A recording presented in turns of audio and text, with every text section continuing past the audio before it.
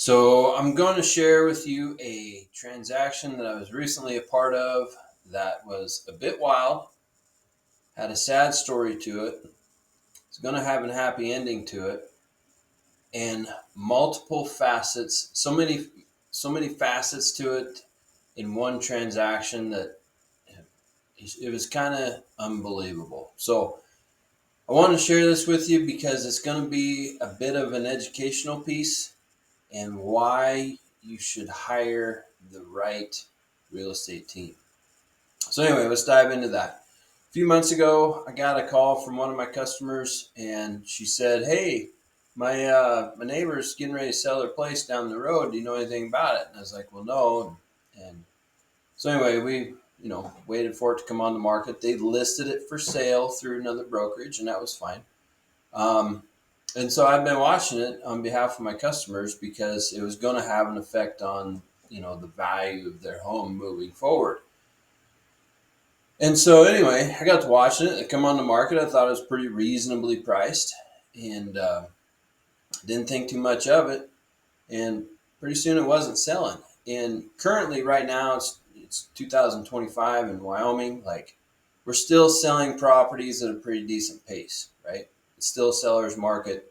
Um, you know, things, if they're priced accordingly based on characteristics and improvements in condition, they're gonna go under contract in month to 2 months usually. So anyway, this place just never goes under contract. And I got thinking that was strange.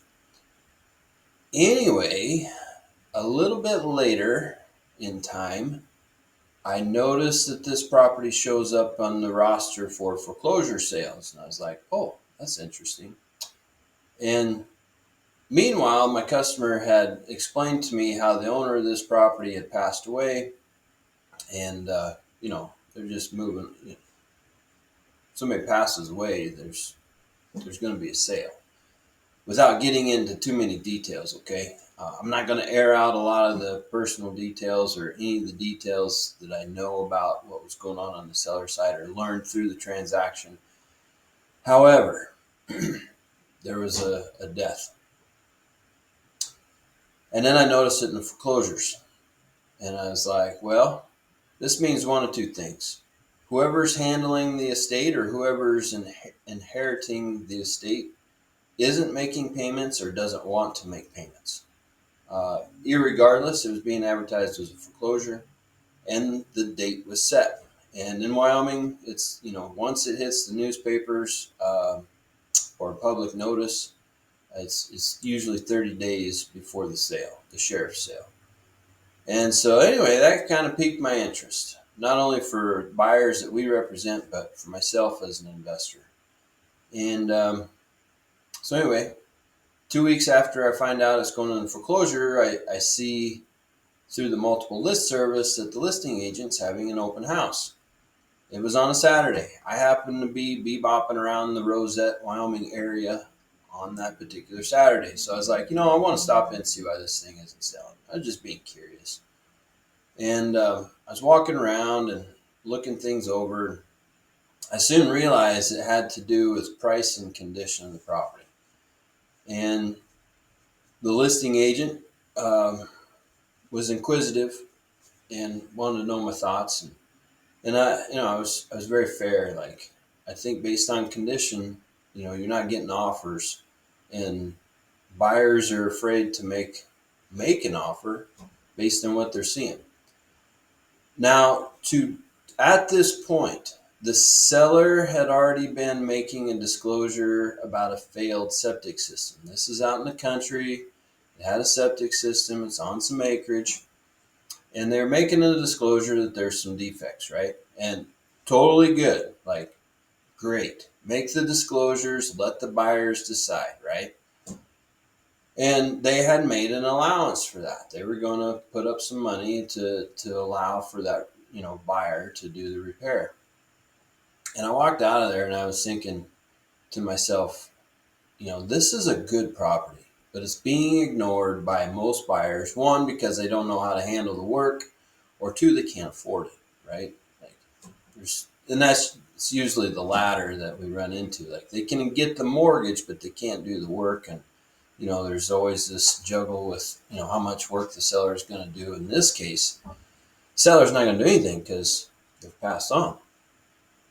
And so, anyway, come time of the sale, foreclosure sale, I'm interested as an investor, not only for myself, but some of my buyers. And I didn't know how I was going to handle that because I'd learned a little bit more about what was going on with the family. And so here's a lesson for y'all. The person that died had been drinking and driving, and he left a family behind. It's really, really sad.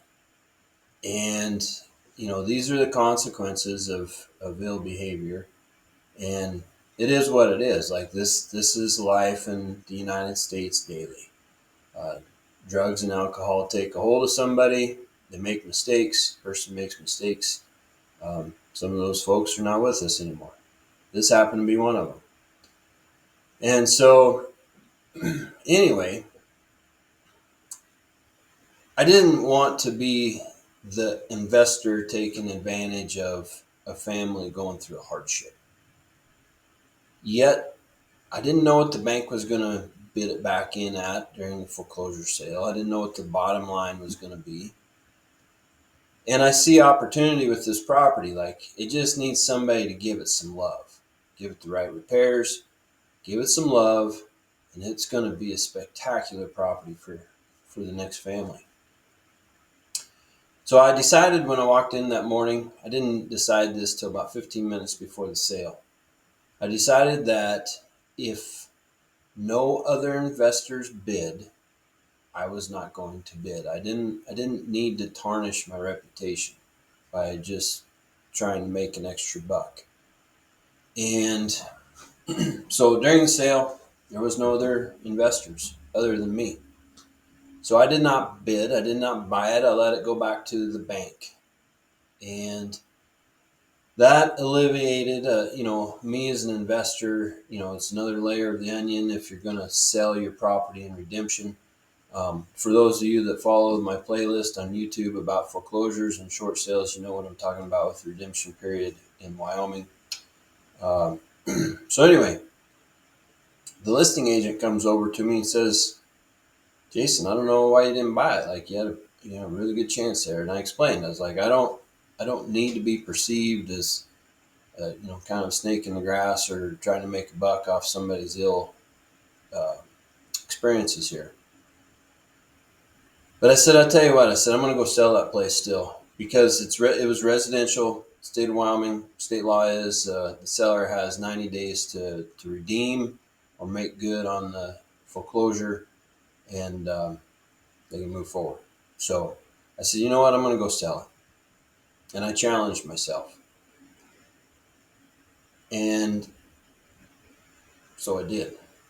I went and found a buyer, and I called up the buyer and I was like, listen, this property doesn't quite fit what you're looking for. However, there's plenty of opportunity. It's going to be a lot of sweat equity. It's going to be a lot of money to put into some repairs, but it's going to fit your financial model a little bit. And so they agreed to it. Let's go look at it. So we went and looked at it, and I was right. It wasn't exactly what they're looking for. However, we laid out a plan, probably a 2-year or 5-year plan, whatever they want. It's not going to be their forever home, but it was livable, and he's a contractor. He can do a good lot of the repairs himself, and they get out of a rental that they're sitting in and get back into something they can own. And so let's make the offer. And so we did, and got under. So I'm going to back up. I staged this out because looking forward, I realized that we're going to have the foreclosure lawyers to deal with. We have the estate to deal with. And here's another lesson for you, or tidbit of information.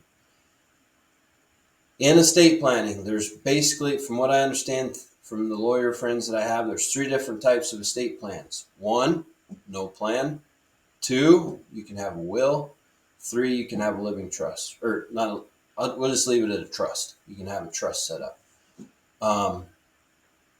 Those are your 3 options. The owner of this property had option number 1, no plan, which means there's an executor of the estate that's been appointed to sell all assets and handle all affairs, all of which they could do that themselves, but there's likely a lawyer on the backside of that. And on top of that, when there is no plan, everything has to be run through a judge in your local jurisdiction. So I had learned that there's an estate managed by somebody else, and there's a lawyer involved in managing that, and they had to get written permission from the local judge to sell any assets and distribute monies. So we got the foreclosure lawyers in the middle of this. We got the bank that bought it back on foreclosure, and we got the lawyer representing the estate, and we have our local judge signing off on how to proceed forward. So looking forward, I tell the buyer, I was like, listen,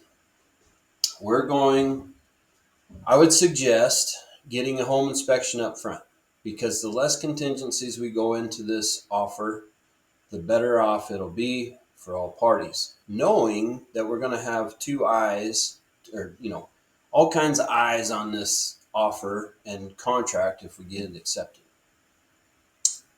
And so we did that. We did a buyer's inspection up front prior to doing our offer. We incorporated that in and attached it to the offer and said, here's why we are offering what we are offering.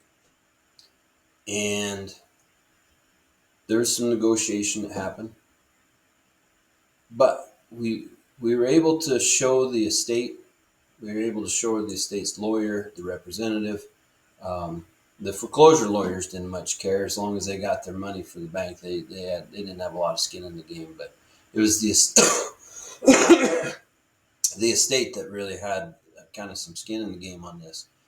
Why we were coming, where we were coming from, and so we listed it out like poor water drainage against the foundation, no gutters. I remember in one of the bedrooms and the spare rooms next to it had forced air HVAC, and next to one of the floor vents, the floor vent was dented, and we pulled that floor vent up, and lo and behold, the subfloor was broke. It looked like somebody just dropped a bowling ball right there. We had the septic issue, or the disclosed septic issue, which, as it turned out, I was monitoring that, and I got to realizing that it wasn't a failed septic system.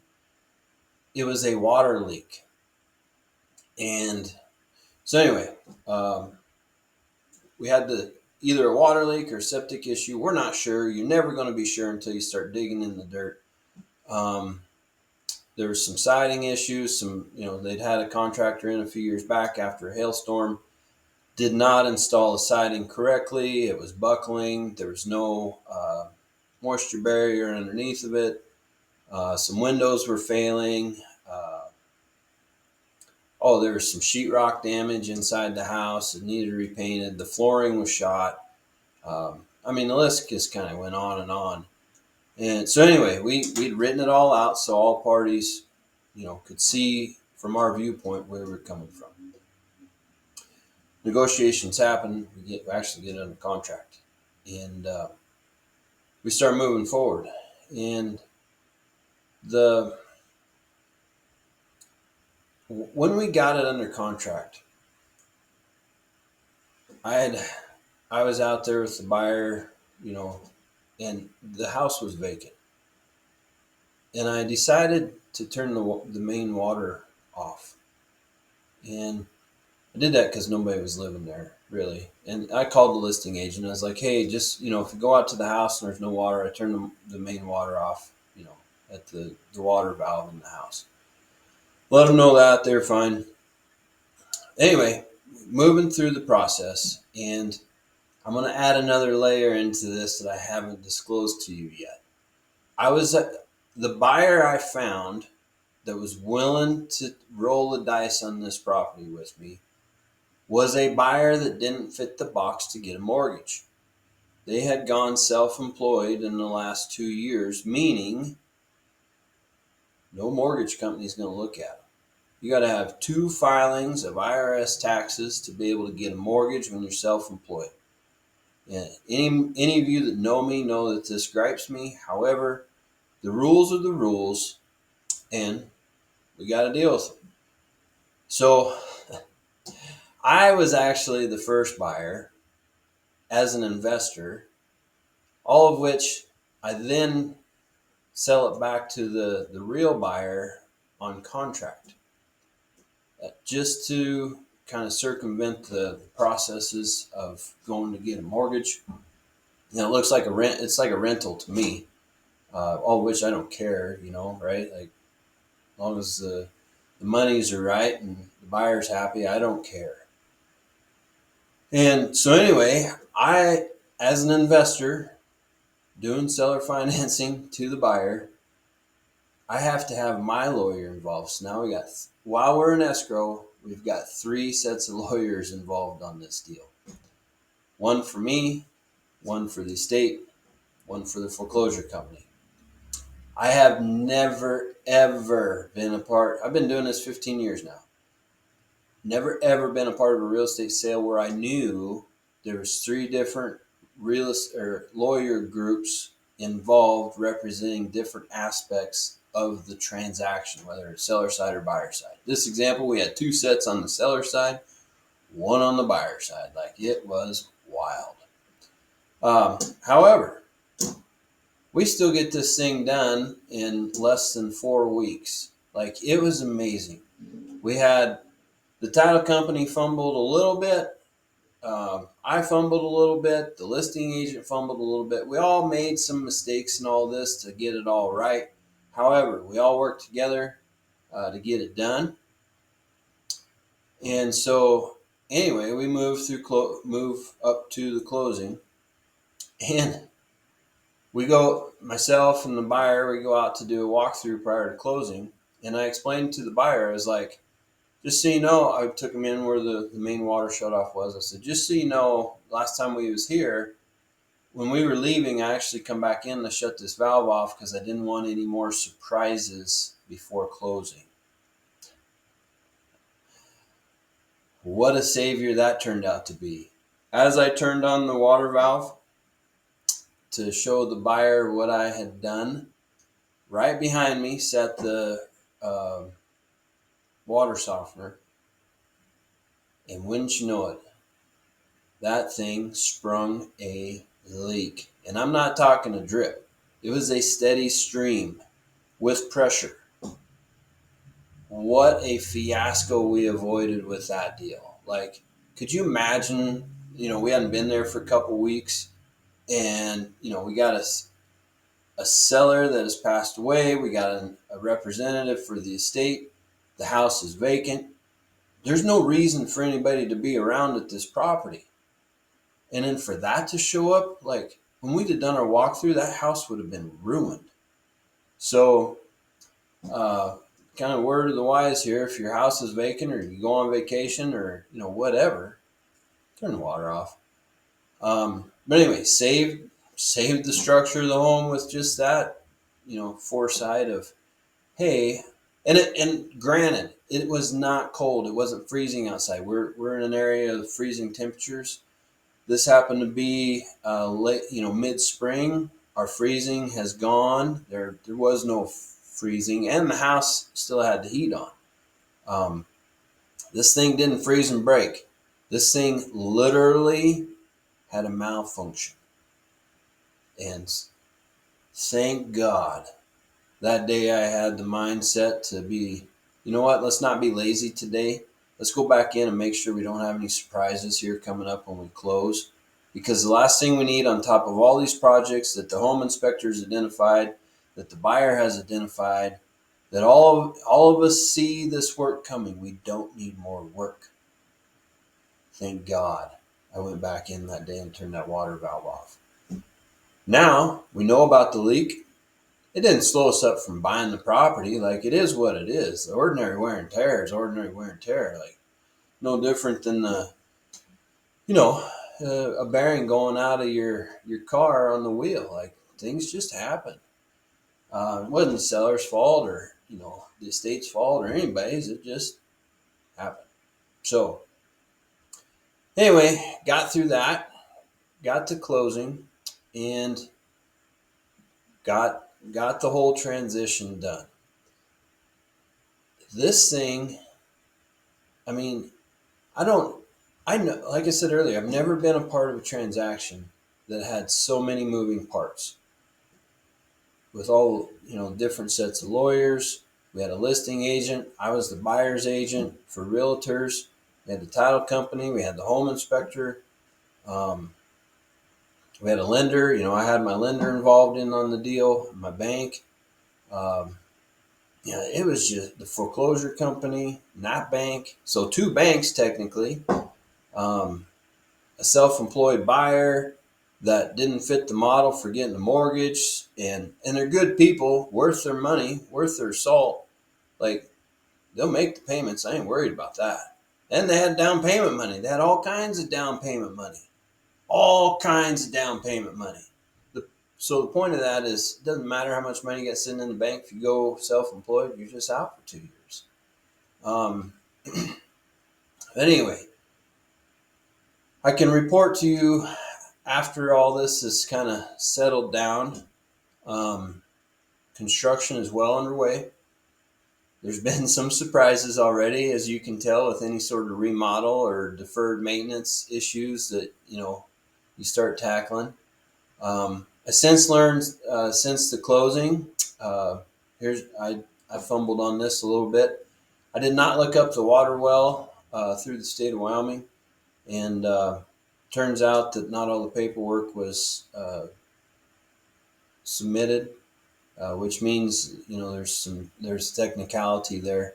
I'm not going to dive into it on this video for you, but here again we got just one more thing to get handled for these folks, and everybody else in the future, right? Like, we're going to make this better. We're going to make this a great home for the current family, and then eventually it'll be a great home for the next family. But yeah, that was just like one more thing. It was like a thorn in my side. Once I looked that piece of information up, I had failed to look it up in the chaos of working through escrow and all these different moving parts that I'm sharing with you. I'd failed to look up that water well and see, investigate all the paperwork that was filed behind it. But we'll get that fixed. The state engineer's department's usually pretty good to work with once these errors are found. I've taken several errors to them in the past, properties that we have sold. They've been super amenable to it. So anyway, we'll get that handled. So anyway, some lessons to take out of this. Estate planning. I alluded to it earlier. There's 3 different estate plans. No plan, a will, and a trust. I would tell you to do a trust. It's the best. I think most lawyers would agree with that. But if you can't do that, or don't want to do that, or can't afford to do that, at least have a will. And if, it doesn't matter your age, once you start owning assets and having money and kind of some of your own freedoms, you got to think about what if. Now, the flip side is, and I've discussed this with some others in person, what if you're the heir of that asset that had a liability against it, as in the mortgage? Do you have people in your circle that are going to leave something behind for you that may have a liability or a loan behind it? Are you going to be able to make those payments? Or are you going to be willing to make those payments? You got to ask yourself that. Is there somebody in my circle that's going to leave me something, and Can I afford it if they have a loan against it? And avoid this whole foreclosure process. Because the foreclosure process added just a whole new element to this transaction that probably, I mean, it added a lot of complication for the selling side. Um, I spoke to mortgages and finance and being self-employed. There's plenty of good people out there that can afford to buy real estate, but because they choose to be self-employed, they get discriminated against, and then they're stuck. What's the solution for that? I was able to provide a buy-in for this buyer. I can't do that for everybody, but we got solutions. You just got to think differently. Um, Consequences of your actions. This all started because said person, the person that passed away, made some choices one day that are going to have a lifetime effect on everybody in his circle, all his family, his friends. It's truly horrific. Um, and I'm not saying this to poke the bear or, gloat about another sale. As I said at the beginning of this, I want this to be an educational piece for all of you that stay tuned to my channel here. I think that's it. This one was tough. It really was. Deferred maintenance. Had this property not seen years of deferred maintenance, maybe it have sold right away, and they could have avoided the foreclosure.